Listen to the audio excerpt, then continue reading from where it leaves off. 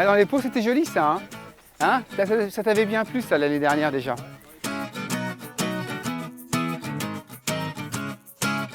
Donc hier, Tom, on a mis de la paille défibrée sur les capucines car tu pousses la brouette. Et c'est vrai qu'on n'en a pas mis épais, pas assez, et du coup, ça ne va pas protéger suffisamment. Donc là, on va ouvrir le sac. Alors, comme d'habitude, on va l'ouvrir délicatement parce que si jamais on a besoin de le refermer, on sera bien content d'avoir laissé notre sac impeccable. Ouais, c'est tout doux. Hein.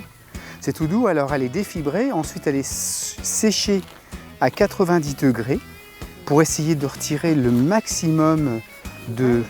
Non, pas de graines, parce que des graines de toute façon, il y en aura toujours un peu, on ne la traite pas, ça reste un produit naturel, mais pour retirer le maximum de pesticides qu'il y aurait pu y avoir dedans ou d'herbicides.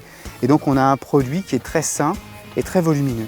Et puis surtout, c'est bien justement que ce soit pas plein de produits chimiques et tout. Exactement, c'est un produit 100% naturel. Voilà. Donc là, je vais prendre le sac un peu plus, je vais la disperser et toi tu vas l'étaler délicatement. Voilà. Donc on va en mettre ici aussi. Alors, tu fais attention aux capucines, aux jeunes capucines là. Hop. Poser sur le côté. Voilà.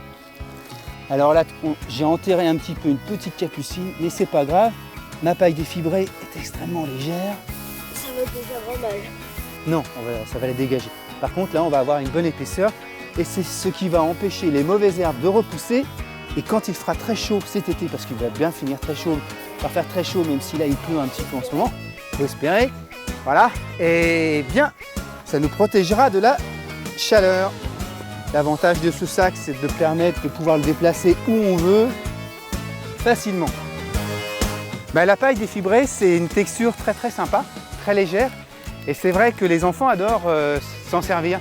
C'est voilà, c'est pas de la neige mais presque. Alors avec cette paille, nous l'hiver, on paille aussi nos végétaux sensibles. On en met une belle épaisseur sur tous nos végétaux qui craignent un peu le gel. Et là on ne va pas hésiter à mettre 20 ou 30 cm de paille.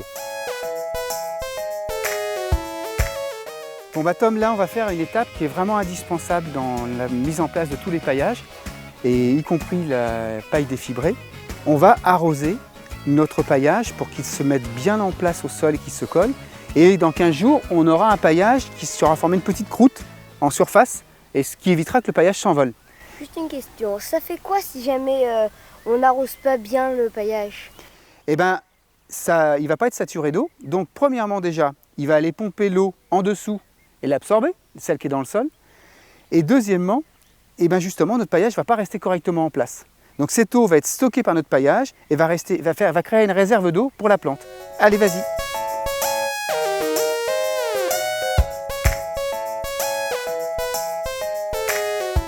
Tu n'hésites pas, tu restes un bon moment sur place, sur chaque place. Même s'il nous faut plusieurs arrosoirs, on viendra plusieurs fois. Voilà. Il faut bien saturer d'eau. Notre paillage étant extrêmement sec, il ne faut pas hésiter. Donc on va retourner chercher un arrosoir parce qu'à mon avis, ça ne suffira pas.